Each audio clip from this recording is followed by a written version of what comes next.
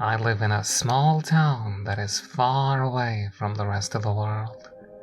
We sit on the gray, quiet coast of an oft-forgotten sea. We see few travelers, and anyone born here with any sort of ambition tends to leave quickly. My town is not the place where dreams can grow. It is a quiet, lonely place, supported by a meager fishing industry and little else. Make no mistake, it is not a particularly unhappy place. Those of us who choose to stay have built lives for ourselves. Our community is strong and tight-knit, but I hold no illusions of our town as anything other than what it is: a quiet, unassuming fishing port. There's only one resident we have that anyone might have heard of, and that would be the late Olaf Bolstad. He was the patriarch of one of the oldest and most powerful families in our town.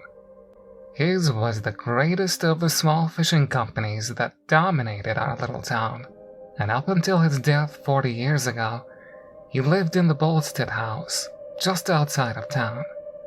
The Bolstad house was a large and beautiful mansion. Olaf's grandfather, a man by the name of Edvin Bolstad, had supposedly had it built for his family generations ago. It really is a spectacular mansion, almost like a castle or a cathedral. It sits atop a hill overlooking the town with massive towers reaching into the sky. Atop the highest of them is a single green light. My mother once told me that it was only there so that low-flying aircraft didn't accidentally clip the tower, but I'd never seen any aircraft in our area.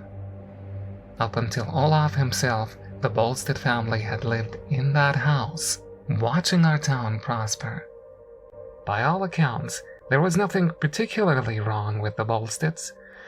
Olaf was a generous and respectful man who had spent his youth out on the boats before he'd taken over the company. He cared for our little community and did what he could to ensure that the people there prospered. His son, whose name I do not know, seemed less invested in upholding the family tradition of living in the Bolstad house. I've heard a few different accounts of how his son came to leave our small town behind. Some say that he had a falling out with Olaf. Others say he wanted to pursue his future elsewhere. Either way, the end result is the same. He left long ago, and when it came time for him to inherit the company, he chose to run it from whatever corner of the world he decided to live in. When Olaf died, the Bolstad house was left unoccupied, and in the decades since, it has sat empty. I used to be a fisherman, but as many others could tell you, the sea is a violent and treacherous thing. All it takes is one bad call to end your life, or someone else's. Our captain had made one such call. The storm had hit us by surprise, and in just a matter of minutes it was on top of us. The stubborn fool had tried to sail through it and got the boat capsized for his trouble. Most of us were picked up by a nearby trawler, but too many were never seen again. Lifelong friends lost at sea, all because of the arrogance of one incompetent man. My leg had been broken in the accident, and it never quite healed right. Perhaps I could have gone back on the water with it, but I'd lost my taste for fishing. I was still a young man, and I had no intention of dying young either. I thought there might be other employment that would put me at much less of a risk, and that's how I ended up at the Bolstad house. Ever since the death of Olaf Bolstad, the house had been maintained by a man known as Isaac Jensen. Old Isaac was well known in town. He was somewhere on the young side of 70, with a white beard and a bald head that he covered up with a cap. I'd often seen him down in the local pub having a drink by himself. When I heard he was looking for a younger man to help around the old Bolstad house, I thought that kind of work might be just the change I was looking for. I approached him in the pub one night and asked if I could sit, He just nodded at me and gestured to the spot across from him. "I hear you're looking for help at the Bolstad house, old-timer," I said. Isaac just scoffed and cracked a weary smile. "A little more than just help," he replied. "If you're here to offer yourself, know that this is a commitment, not just a job." "I've got nothing but time and the willingness to work," I replied, and old Isaac just stared at me for a moment before he finally nodded. "All right then, I've seen you around with the other fishermen. What's your name, boy?" Nikolai Wien." "Well then, Nikolai, the work to ensure the house is kept up takes its toll after a while, and my old joints can't do it for much longer. It's hardly a two-man job, so don't count on having me around for too long. The faster you learn, the faster I can retire." "You're after a replacement then?" The old man nodded. "We only have so many years on this earth, dear boy. I've worked my fair share. I've given up my body, my youth, and much of my life in exchange for money. Now I want to enjoy the time I have left. Perhaps you may not spend the remainder of your days working at the Bolstad house, but know that you'll spend years there. Are you prepared for that?" The severity in his tone struck me as a little odd. It was hard to understand exactly what he meant. All the same, I nodded. "I'm prepared," I replied. "Well then, let me buy you a drink, boy. I'll assume you're available to start in the morning, 5 a.m. sharp." 5 a.m. sharp, I repeated. Old Isaac smiled, baring his yellow teeth at me. True to my word, I was at the Bolstad house prior to 5 a.m. the next morning. I felt that familiar mix of intimidation and excitement that comes with a new job settling in my stomach. Old Isaac was waiting for me by the time I'd driven up the hill. He lived in a small cottage on the edge of the property and invited me inside for coffee while we handled the red tape for my new employment. The contracts were nothing I had not seen before when I'd been working on the fishing boats. We were done within the hour, and the real work began after that. Old Isaac took me through the house. First came the tour from the outside in.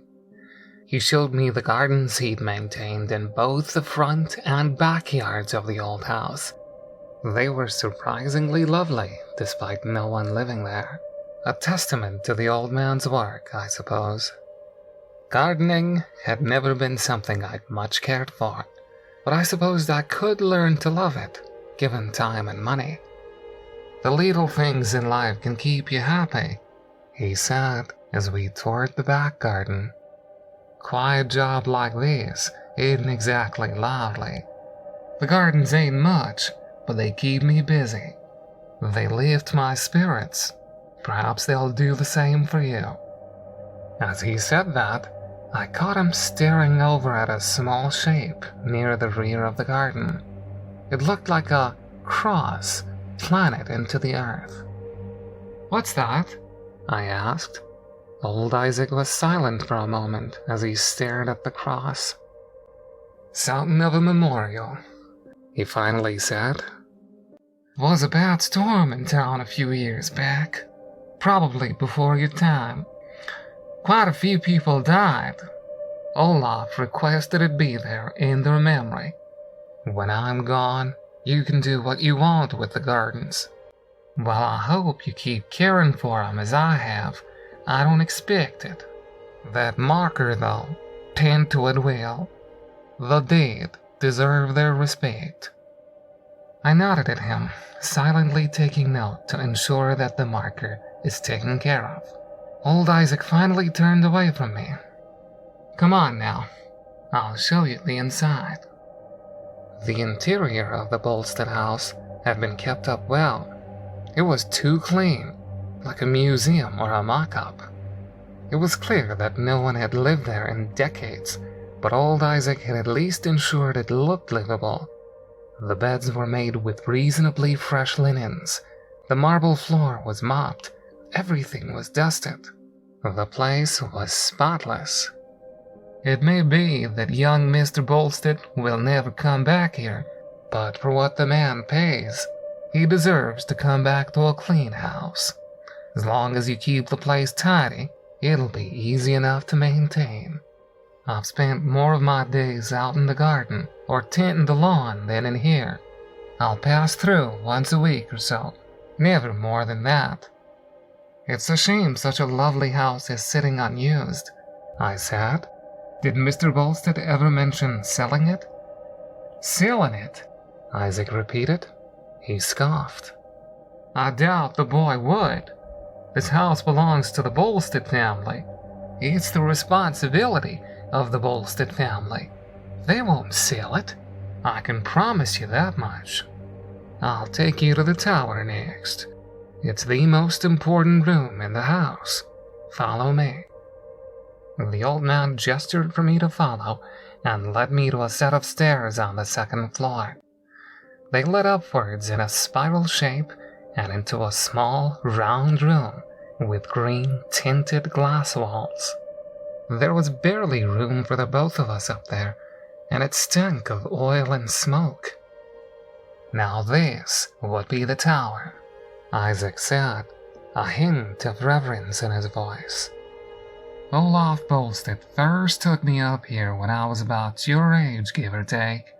He was very particular about this little light. You need to make sure it's got plenty of oil, and every night, before you head into town, you need to make sure it's lit and going strong. Never let the light go out at night, boy. Right now, when it's day, it should be fine. You can put it out in the mornings. Best not to waste the oil. But at night, it must remain lit at all times. Why? I asked. Is this some sort of lighthouse? There's one by the port that's far brighter. Well, supposedly to distinguish the house in the night sky. It's a little quirk of the Bolstads, one his son upkeeps. Ask them, and they'd say that this here is perhaps the most important job. Considering how prominently it's mentioned in your contract, it's best to ensure it gets lit before the sun goes down. Check the oil before dusk to make sure that if it needs a refill, you've got plenty of time to get it done. When the sky starts to turn, the light needs to go on. Do you understand? I suppose so, I said. Old Isaac didn't look satisfied. You don't see the point in it, do you, boy? He asked. Not really, no. Just know that it's your job to keep the light on at night and put it out in the morning. You could sleep all day, let the house get dirty and the garden die, and I doubt Bolstad would give a damn. But the light must stay on at night. Is that much clear to you? I nodded, and Isaac patted me on the shoulder. Good man. Now let's get downstairs. I've got a few repairs around the house I could use your help with. He squeezed past me to begin his descent, and we soon left the tower behind. My first day was productive enough. True to his word, I helped Isaac repair some old brickwork on the north side of the house. After that, though, the workload was light. We spent more than our fair share of the afternoon drinking beer in the backyard. Considering what the pay was for our job, this felt like a steal. I was making just about as much as I'd made as a fisherman. In the evening, Isaac disappeared inside to go and lit the tower. I followed him back up the stairs and watched as he lit the lantern. It was a simple act. Only a pit stop in the tower before we were head back down again for the night. I was already thinking that I might just enjoy my new employment. If the light was the most important thing and everything else was minor grunt work and getting drunk, I could more than handle it. The next day was more of the same. Isaac had already put the light out when I got there, and we spent a good chunk of the morning weeding the garden before staying in the shade during midday on an extended lunch. I made a point not to get carried away with the drinks. Old Isaac could put away beer like it was water, but I still had my limits. Our extended lunch swallowed up most of the day, save for a few minor chores. By the time dusk started to fall, I was ready to head home with a comfortable buzz and the feeling that this new job was too good to be true when old Isaac spoke to me. "You're forgetting something, aren't you?" he asked. I paused. It took me a moment to recall what he meant.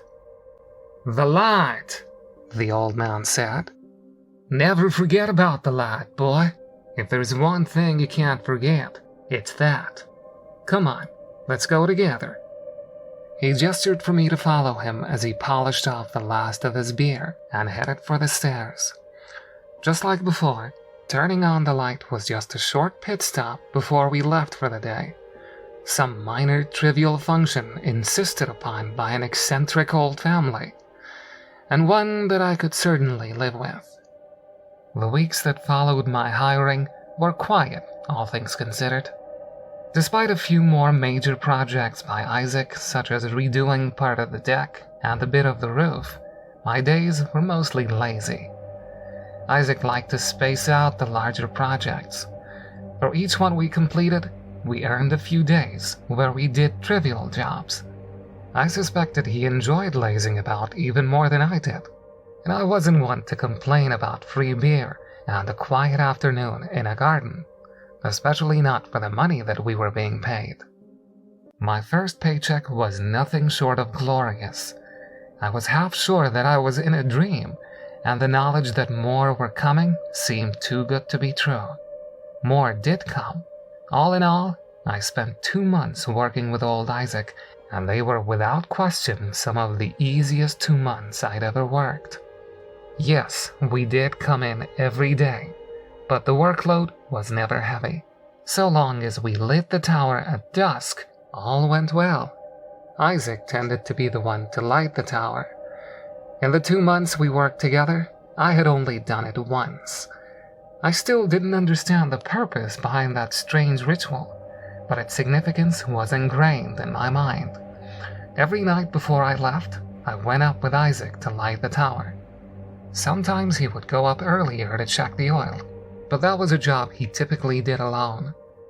When our time was up and the 2 months had passed, I remember Isaac telling me that he was going to move on. It was late in what would be our last day together. We had spent the day repairing part of the newly redone back porch, and now we sat on lawn chairs, drinking beer and looking out at the garden. "You'll be on your own tomorrow," Isaac said. The words had come seemingly out of nowhere. I looked up at him, only half surprised. I'd known our days together were numbered going in, after all. "Finally hitting the road, old-timer?" I asked. "All the big projects are done. The roof, the porch, the things I couldn't do myself. You know the job.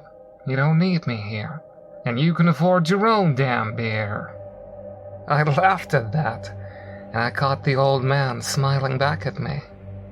"My daughter's in town to visit. When she leaves, I'll be going with her.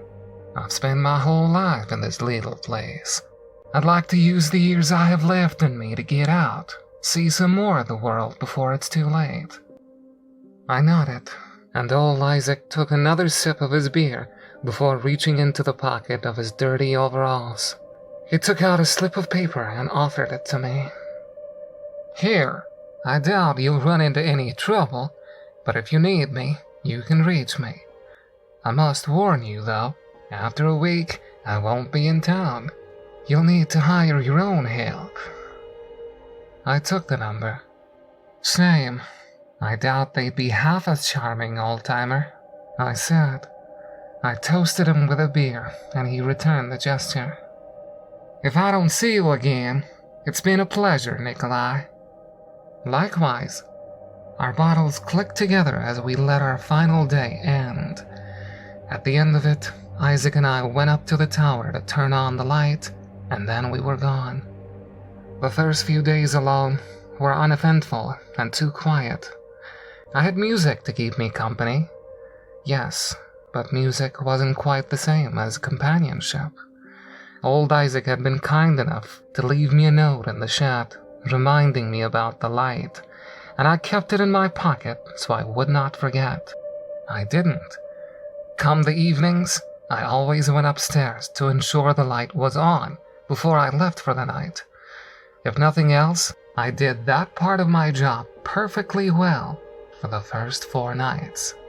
It was the 5th where I ran into some trouble. As the sun began to set, I made my way up to the tower, just as I always did. I went through the motions of lighting the light, only I found that it did not light. The flame went out quickly and seemed so much weaker than before. It wasn't hard to figure out why. The oil reservoir was almost completely dry. It must have almost burned itself out the night before.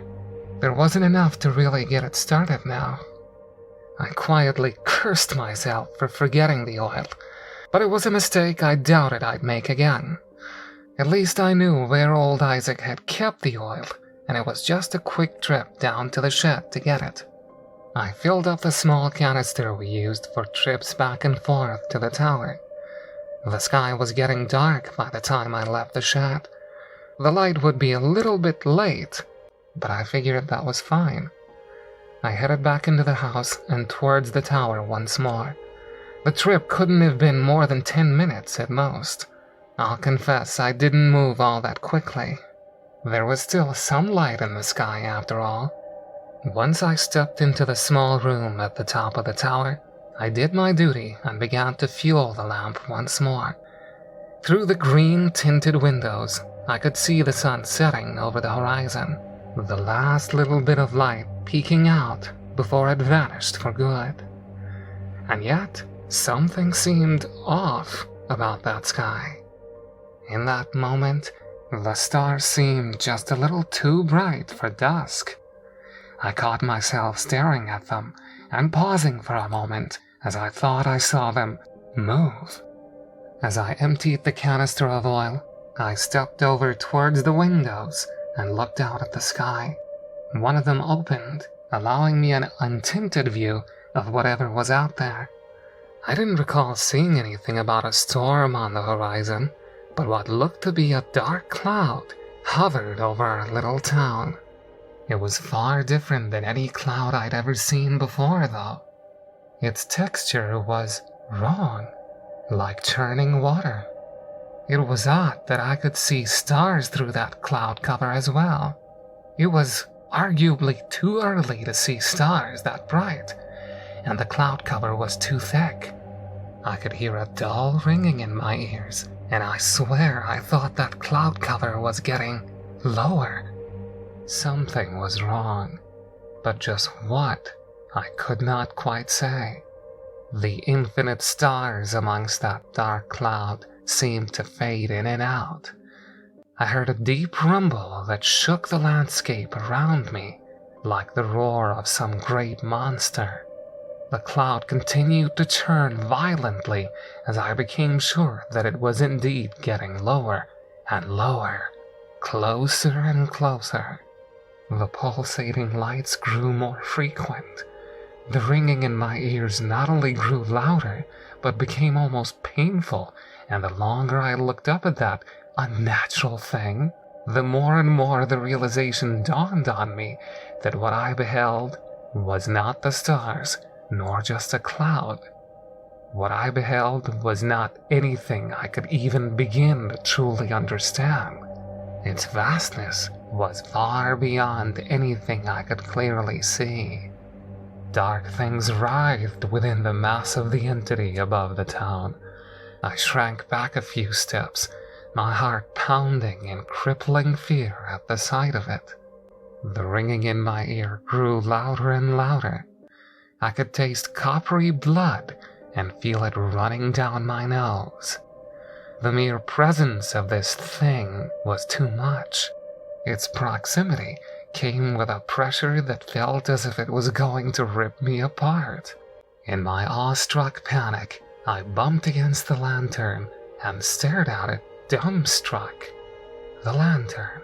The unlit lantern. I don't know why I thought it would help, The pressure in my head was simply getting worse and worse. My mind could barely function as that thing sank down towards the town. I reached for the lighter and pressed it to the wick. The tower's light shone out, and I felt the ground beneath me rumble again. Harder this time. So hard that I was sure the foundations of the house itself would collapse. I lost my footing and fell. As I hit the ground, I spat up blood. The pressure was crushing my skull now. I felt like my head was ready to burst, but it was growing fainter. I lay on the ground, panting heavily as the pain began to fade. I looked back up through the window and saw that the shape in the sky was higher up. Its stars seemed dimmer and further away. The light had driven it back somehow. Exactly how, I cannot say, but I wasn't about to deny myself that minor victory. I picked myself up on unsteady feet and ran to the window. Almost as soon as it had come, the entity was gone, and it left no trace of itself behind. Almost no trace of itself. My little town does not have a newspaper, nor does it have a news channel. Word travels fast, and it didn't take long before I heard about the 6 people who had died suddenly during the storm the night before. All of them were older or already sick, but they had collapsed dead either in the streets or in their homes, blood pouring from their eyes, noses, and mouths. I doubted the town doctor would ever figure out why. If anyone in the town knew what had truly happened, they didn't say. No mention was made of the light in the Bolstad house. I was late on my way into work the following morning. My head still ached, just a little bit. My vision was slightly blurred, but I knew I needed to put the light out. Whatever I'd seen, it didn't come out in the daytime. I'm not sure if I was surprised to find old Isaac waiting for me at the Bolstad house when I got there. The old man sat patiently on the front porch, watching me with an expression that was difficult to read. I stopped at the bottom of the porch. He didn't move. "Come and see it," he said. "You and I need to talk." Slowly, I went over to do as he asked. I sat down beside him, feeling like a child about to be scolded, and hating myself for that feeling. "You saw it, I presume?" he asked. I hesitated for a moment before I nodded. "The oil, I forgot to check it. I went down to get more, and it is not a mistake you'll make again," the old man said. He sighed. His expression softened. "Your mistake was less costly than my own. Olaf Bolstad told me what would come if the light was not kept on. In my youth, I dismissed his tale as the ramblings of an insane old man. One night, I neglected the light entirely. That thing came down from the sky, and 50 people lost their lives before Olaf corrected my mistake. He nearly killed himself in the process. I had hoped to avoid making the same mistake with you by providing a far more mundane reason to keep the tower lit at night. Perhaps that was a mistake in and of itself. Regardless, the damage is done, and I'm grateful it was only a handful of souls this time." I was silent as I listened to him speak. It took me a while to find the words. "What was that thing, Isaac? What did it want?" "I can't say," Isaac replied. "To this day, I don't know what exactly it is. I've only ever seen it that once. I doubt even Olaf knew, or his grandfather who figured out how to ward it off with the light. I don't think it's something we're meant to know. I just think it's something we need to fear. You know what your job is now, correct?" Slowly, I nodded. "Good. I have the stone to craft a new memorial out in the back garden. You can put it beside mine. Think of it as a reminder of what can happen, although I don't think you'll need it. You know the cost of negligence, boy. I trust you not to repeat your mistakes." Again, I nodded and watched as old Isaac stood up. He sighed wearily and rubbed his temples. Before he left, he looked back at me one last time.